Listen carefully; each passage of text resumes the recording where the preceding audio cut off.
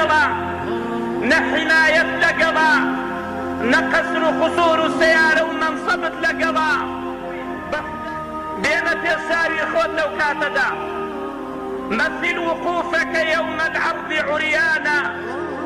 مستوحشا خلق الأحشاء حيرانا والنار تلهب من غيظ ومن حنق على العصاة ورب العرش غضبانا اقرأ كتابك يا عبدي على مهل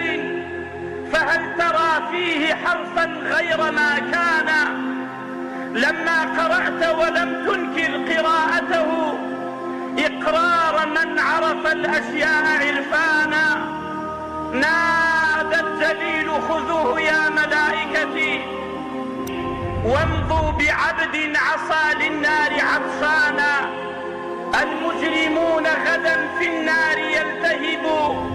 والمؤمنون